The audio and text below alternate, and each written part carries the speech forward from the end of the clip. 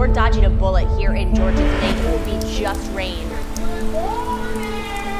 Good morning! It's 5:31 a.m. Local activists have gathered outside of the Georgia State Capitol in downtown Atlanta to protest Bill 531.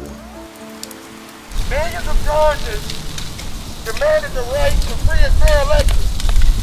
Millions of Georgians came out to vote. You get to say you're doing a great job, I'm voting you back in. You're doing a terrible job, I'm voting you out. Some of my colleagues think this is a joke. They think this is a game that they can change the rules on. As the morning progresses, there is a growing police presence. News stations arrive along with local officials and activists looking to stand in solidarity with the group of protesters. This is a movement led by the people. We've been here since 5 in the morning. It is pouring, it's cold, but we're not going to stop fighting.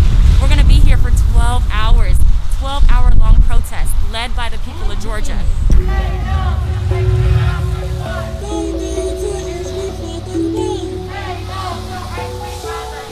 Lawmakers begin arriving at the Capitol in preparation to vote on Bill HB 531 as protesters voice their disapproval.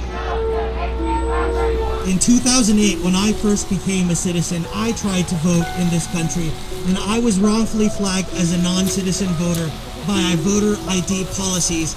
I ended up sending my information, which I have, there was no voter fraud, to my county registrar's office 4 times.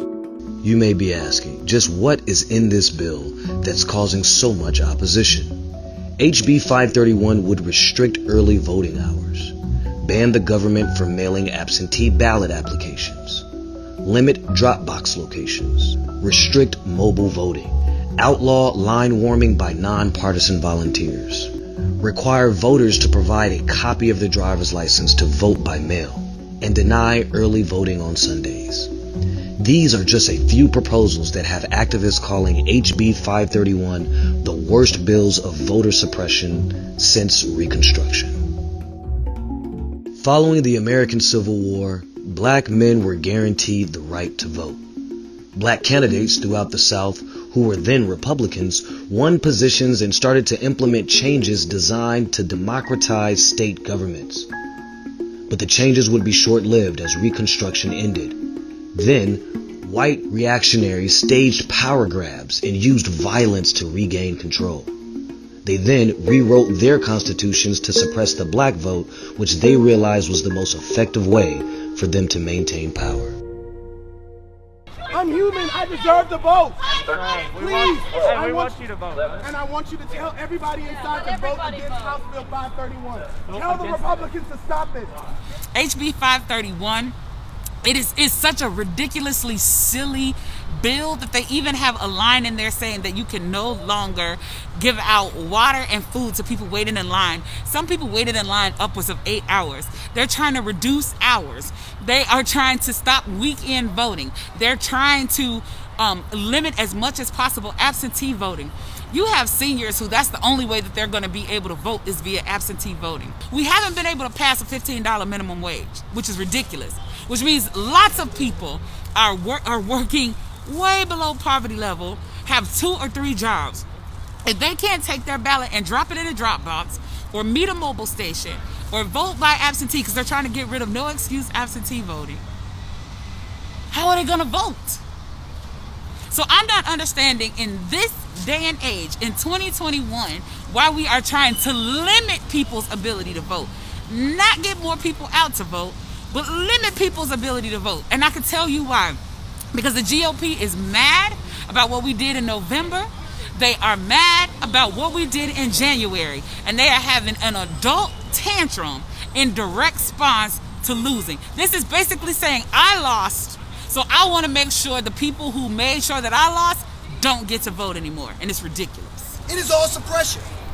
And I will be damned if I let the fight of my forefathers, my ancestors looking at me, and I roll over and lay down and allow them to do this. Yeah.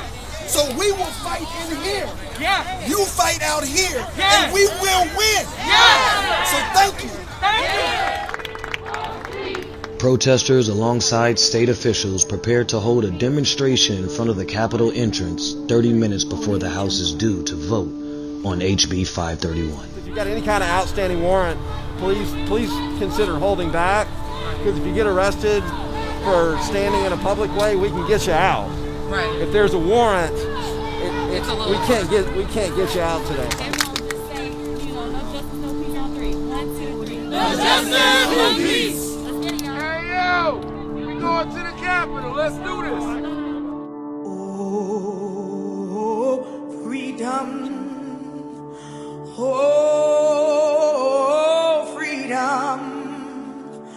Oh, freedom over me. And before I'll be a slave, I'll be buried in my grave and go home to my Lord and be free. Oh, freedom. Activists sat in solidarity as lawmakers entered the Capitol.